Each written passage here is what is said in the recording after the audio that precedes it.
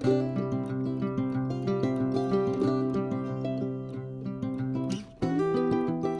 is the timber I picked up from Witches, so I'm actually going to go 1.8 metres, which is 3 centimetres short of 6 foot, but it'll do for me. I've got some CLS and some 18 by 44 to make the frame, and then I'm going to cut it to size and show you the sizes as we go, and hopefully we'll end up with something about that size. That's what I did before that I'm using at the moment. This is the recycled bottle insulation I mentioned just now. The part one I've used. I thought if I show you, you'll be able to find it. I think it's about 19 quid a roll. So you might need 3 or 4 rolls on a Vivaro size fan. It's really good stuff, easy to use, it's not itchy, and good value.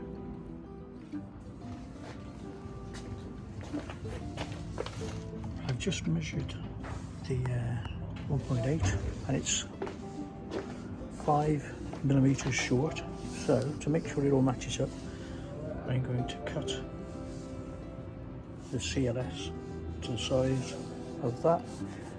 We might have something near the right size bed. Obviously you can use a handsaw or even a jigsaw, but if you can get your hands on a reasonably priced chop saw, it'll save a lot of time and make straighter cuts. That's the first one done. I'm going to get the rest cut up, sand it down, and I'll try and mock up exactly what we're going to build. The 2 offcuts from the CLS are a touch over 60 centimetres, so we can use those. We're going to do 4 30 centimetre chunks, and then I should be able to show you what the bed's going to start looking like. The end of one of the thinner strips I've drilled 2 pilot holes with a 2.5mm drill. We're going to attach those, and we're going to do that at either end, and then put the CLS onto the top. If you find one of your, or all of your pieces of wood have a knotty part, drill a bigger hole. The screw will still tighten up to the wood underneath, and it'll save you splitting the wood and having to buy a new piece. I've learned that by experience. When we've mocked up the frame, we're going to put it back, take it apart and put it back together, and use some PVA so it all sticks in place anyway, so you shouldn't lose any strength by having to have a bigger hole, and it'll save yourself a piece of wood. So these are the 2 pieces we've made so far, and they are upside down to show where we need to put a 45 centimetre cross brace. So it'll go there to there, and that will make the base of the frame. So a word of warning as you screw these in, as you can see the holes and the screws will be going in quite close to the edge. Don't over tighten them because you'll split the wood.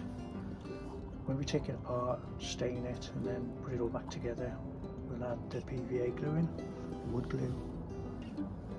We will, that'll obviously make it stronger, and it's only there really to hold everything in place. It's not for anything strength-wise anyway, so just be careful with the screwing in the screws. That's the base of the bed frame sorted. So on the top, I'm going to be getting some ply, cut it to size, 4 foot by 8 foot sheet, cut it to 6 foot.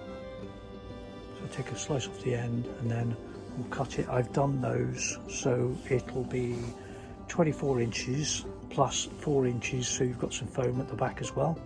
So you've got a 2 foot bed with foam at the back, and then that part of the ply that you cut off the 4 foot wide sheet we can have here so that you can extend the bed as a double,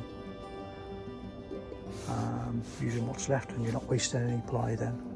Then the bit of ply off the end, that'll be a couple of foot by 4 foot, we could probably use as a table or the top of a unit that we will make later. So I'm going to take this apart again now and get it stained. There's plenty of stains. I'll show you what stain I use at some point.